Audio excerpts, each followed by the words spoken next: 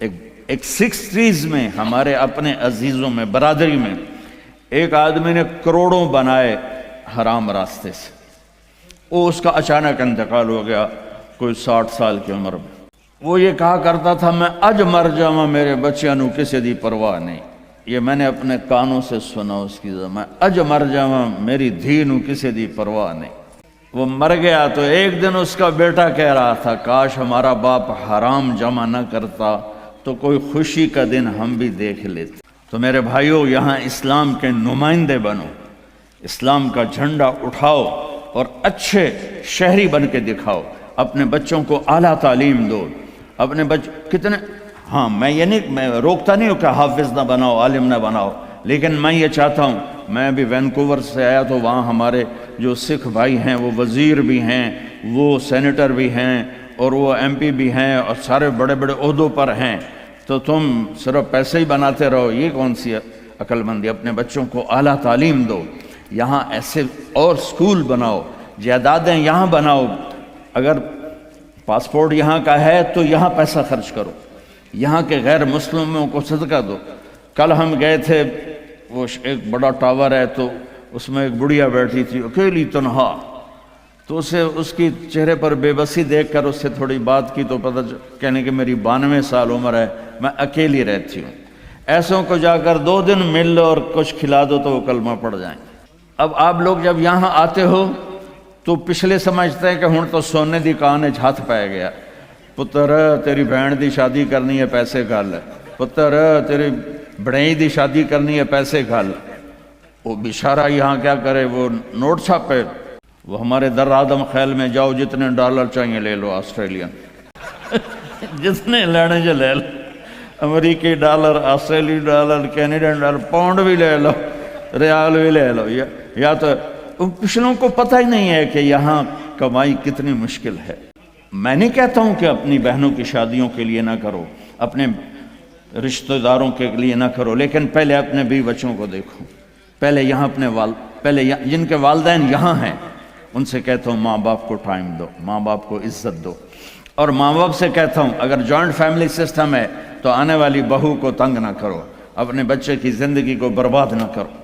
ایک حد ہے، یہ خامند کے ذمہ، بچے کے ذمہ ہے۔ ماں باپ کو اپنی عزت دے، بیوی کو اپنی عزت دے۔ اگر آپ اپنی اولاد کے خرچوں سے بعد بھی پیسہ بنتا ہے تو پھر اپنی کسی بہن کی، بھتیجی کی، بھانجی کی، بھائی کی شادی کرنی تو پیسہ بھیجو، لیکن اس طرح بچوں کو تنگی میں ڈال کے، اپنے آپ کو تنگی میں ڈال کے، ڈبل شفٹیں کر کے یہ ظلم نہ کرو کہ نماز بھی گئی، روزہ بھی گیا، قرآن بھی گیا، مسجد بھی گئی، جانوروں کی طرح لگے ہوئے، یہ کیا زندگی؟ آخری الفاظ میرے نبی کے تھے الصلاۃ وما ملکت ایمانکم، میری امت نماز نہ چھوڑنا، نماز نہ چھوڑنا۔ ان 1400 سال میں اگر نماز چھوڑنے کی گنجائش نظر آتی ہے تو صرف کربلا کے میدان میں میرے نبی کے نواسے کے لیے گنجائش نظر آتی ہے کہ ظلم انتہا پہ ہے، مظلوم انتہا پہ ہے۔ زمین آسمان نے ایسا منظر کبھی دیکھا نہیں، نہ دیکھیں گے، نہ ایسے قربان ہونے والے دیکھے نہ دیکھیں گے۔ اور سورج ڈھلا اور یہ جنت کے وارث نہیں ہیں، جنت کے سردار ہیں، جنتی نہیں ہیں، جنت کے سردار ہیں۔ میرے نبی نے فرمایا میرے بچے حسن اور حسین جنت کے نوجوانوں کے سردار۔ ہمیں تو پتہ ہی نہیں ہے، تم گرمی میں بیٹھے ہو، میں بھی یہاں کھڑا ہو کے میرا سر درد کا مستقل مریض ہوں، اپنے آپ کو، چونکہ مجھے 2 دن سے پھر اٹیک شروع ہو گیا تو میں اس وقت کوئی آسانی سے نہیں بول رہا ہوں، زور لگا کے بول رہا ہوں، لیکن پتہ کوئی نہیں قبول ہے کہ نہیں ہے، امید ہے کہ اللہ قبول کرے گا۔ اور یہاں ماں کا دودھ بھی نہیں چھوٹا اور اعلان ہو رہا ہے حسن اور حسین جنت کے نوجوانوں کے سردار ہیں۔ تو آپ اگر نماز چھوڑ بھی دیتے تو کیا ہوتا؟ نہیں، امت کو پیغام سنانا ہے، بتانا ہے، دکھانا ہے کہ مرتے ہوئے بھی نماز نہیں چھوڑی جا سکتی۔ آپ نے اپنے لشکر کے ایک نوجوان کو بلایا، زہیر بن القین، وہ آ گیا ہے، کہ یہ شمر سے کہو 5 منٹ تو میں اپنی طرفوں کہہ رہے ہیں، تھوڑی دیر رک جائے، مجھے نماز پڑھنے دے، پھر جو چاہے مرضی کر لو۔ اس حال میں نماز نہیں چھوڑ۔ آپ بڑے مصروف ہیں، ایک چھوٹا سا مصلی اپنے ساتھ رکھو، آپ کے پاس ٹائم کوئی نہیں، فرض پڑھ لو، صرف فرض پڑھ لو تاکہ آپ کی حاضری لگ جائے۔ صرف فرض، میں یہ نہیں کہہ رہا ہوں سنتیں چھوڑ دو، میں کہہ رہا ہوں کہ اپنے آپ کو عادی بنانے کے لیے آپ کو مشکل ہو رہی ہے تو صرف فرض پڑھ لو، تاکہ کم از کم حاضری لگ جائے، حاضری لگ جائے۔ خوف کی نماز نہیں، عشق کی نماز پڑھو جو حسین نے پڑھ کے دکھائی۔ جب انہوں نے کہا ہم نماز نہیں ہم تلوار نہیں روکیں گے، تو آپ نے کہا آدھے آدھے ہو جاؤ، آدھے نماز پڑھو، آدھے ان سے لڑائی کرو۔ پھر ان کو واپس بلا کے کہا تم نماز پڑھو، ہم لڑائی کرتے ہیں۔ عصر کی نماز سے پہلے گردنیں کٹ کر اور نیزوں پہ چڑھ گئی تھی۔ تو میں آپ سب سے گزارش کرتا ہوں، اللہ کی نماز پڑھو، اللہ کے محبت میں نماز پڑھو، اللہ کے شوق میں پڑھو، کسی کے ڈر سے نہیں، کسی کے خوف سے نہیں۔ جیسے آپ رات کو 12 بجے اشارے پر کھڑے ہوتے ہیں تو وہ کوئی آپ فرما برداری کی میں نہیں ہوتے ہیں، وہ $100 دا ڈر ہوں ٹھک جامنا ہے۔ نہیں تو اگر یہ نہ ہوتا تو ہماری طرح پاکستان میں دن کے 12 بجے بھی اشارہ توڑ کے تم جا رہے ہوتے، تو سوٹا وڈا چنگا تکڑا ہے نا۔ ہاں، محبت کی نماز پڑھ۔ میں سینٹرل ماڈل اسکول لاہور سے میں نے میٹرک کیا تھا، تو میں ہاسٹل میں تھا، تو کئی وارڈن آئے، ہاسٹل وارڈن۔ تو ایک وارڈن طالب حسین تھے رحمۃ اللہ علیہ، بڑے اس وقت تو بڑے برے لگتے تھے، اب بڑے اچھے لگتے ہیں۔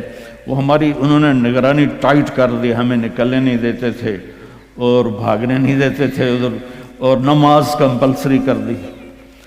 تو عشاء کی نماز میں کھڑا تھا، میرا روم میٹ آیا، فوت ہو گیا، اللہ اس کی بخشش کرے، جاوید نام تھا۔ تو ہمارے وارڈن کا نام تھا طالب حسین۔ تو اس نے میرے قریب آ کر نا نماز کی نیت شروع کی، 4 رکعت نماز فرض عشاء واسطے طالب حسین دے، اللہ اکبر۔ تو اب میں بھی نماز میں کھڑا ہوں، میں کہا وہ ایک ہی کیتا ہی، یہ ہماری نماز ہو رہی۔ وہ کہتا ہے طالب حسین دی پڑھدا پیا، کتھے اللہ دی پڑھدا پیا، اللہ اکبر۔ حسین والی نماز پڑھو، محمد مصطفیٰ والی نماز پڑھو۔ تو بھائیو، اپنے نبی کی پیاری زندگی کو سیکھنے کی نیت کرو۔ یہ تبلیغ کا کام اسی کی محنت ہے۔ میں زیادہ نہیں مانگتا ہوں، سارے مجمع سے کہتا ہوں صرف ایک ویکینڈ مہینے میں تبلیغ میں لگا لیا کرو، آپ کو بہت فائدہ ہوگا۔ اور آج کے بعد نیت کرو کہ جھوٹ نہیں بولنا، ٹھیک ہے، دھوکہ نہیں دینا، رزق حرام نہیں کمانا۔ اور آخری بات ہے، اگر آپس میں کسی سے لڑے ہو صلح کر لو، معاف کر لو۔ خاص طور خامند اور بیوی لڑے ہوں، دیکھو عجیب بشارت سناتا ہوں، خامند اور بیوی لڑے ہوں اور وہ آپس میں صلح کر لیں تو اللہ ان کے پچھلے سارے گناہ معاف کر دیتا ہے۔ اللہ کو خامند بیوی کی صلح اتنی محبوب اور اتنی پسند ہے۔ باقی جس سے بھی کوئی لڑائی جھگڑا ہے، آپ ایسی اپنی ایسوسیشن بناؤ کہ جس میں یہ جھگڑے آئیں، عدالتوں میں مت جاؤ، اپنے بناؤ، اس میں ایسے اہل علم لوگوں کو ڈالو کہ وہ آپ کے جھگڑے پنچایت کے طور پر مٹائیں۔ عدالتوں میں جا کر تو پھر وہ مزید بڑھتے بات بڑھ جاتی ہے۔ آپ ایک معاشرہ بنو، یہیں شادیاں کرو، یہیں بچے بچیوں کی شادیاں، یہاں کی بچی یہاں کا بچہ ہو تو کمپرومائز ہو جائے گا۔ وہاں سے بچی آئے یا بچہ آئے، وہ اس ماحول میں ایڈجسٹ نہیں ہوتا، پھر مصیبتیں پڑتی ہیں، مشکلیں پڑتی ہیں، طلاقیں ہوتی ہیں۔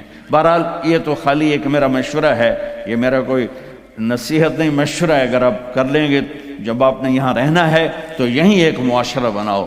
تو سارے بھائی اس کی نیت کرتے ہو نا؟ تو آخری بات جو میں نے کی تھی دھیان سے سن لینا کہ کسی سے ناراض ہو تو اٹھ کے صلح کر لینا، ٹھیک ہے نا؟ سارے بھائی نیت کرتے ہو؟ چلو درود شریف پڑھو۔ پتہ نہیں کیا کہا ہے میرے بھائی نے، اللہم لک الحمد کما انت اہلہ فصلی علی محمد کما انت اہلہ وفعل بنا ما انت اہلہ انک اہل التقوی و اہل المغفرہ ربنا آتنا فی الدنیا حسنہ وفی الآخرۃ حسنۃ وقنا عذاب النار۔ یا اللہ، یہ جتنے بہن بھائی تشریف لائے ہیں سب کو قبول فرما، ان کو ان کی نسلوں کو محفوظ فرما، ان کو ان کی نسلوں کو اسلام پہ ثابت قدم فرما۔ یا اللہ، اس ادارے کو کامیاب فرما، اس کی ضرورتیں پوری فرما، اس جیسے ادارے پورے بر اعظم میں یا اللہ کھولنے کی مسلمانوں کو توفیق عطا فرما۔ مسجدیں بنوا، مدرسے، اسکول بنوا، ان کی آپس میں محبتیں قائم فرما، لڑائیاں ختم فرما۔ خامند اور بیوی میں جو لڑائیاں ہیں انہیں صلح میں تبدیل فرما دے۔ بچے جو یا اللہ رل گئے، خاوند اور بیوی کی لڑائی سے ان کو ماں باپ کا سایہ نصیب فرما۔ یا اللہ جو حرام کام میں پھنس گئے ان کو رزق حلال نصیب فرما۔ یا اللہ جس قسم کے بھی غلط چیز میں ہیں اس سے نکال کے اپنے محبوب والی پیاری پاک پاکیزہ زندگی نصیب فرما۔ یا اللہ ان سے ہم سب سے راضی ہو جا، جو ہم میں بیمار ہیں صحت شفائے کامل نصیب فرما، اور جو ایمان پہ دنیا سے چلے گئے اور قبروں میں تو ان کی قبروں کو روشن فرما۔ جب ہمارے جانے کا وقت ہے تو ایمان پہ خاتمہ نصیب فرما۔ اس سارے مجمع سے اور ہم سب سے راضی ہو جا۔ وصلی اللہ تعالی نبی الکریم آمین۔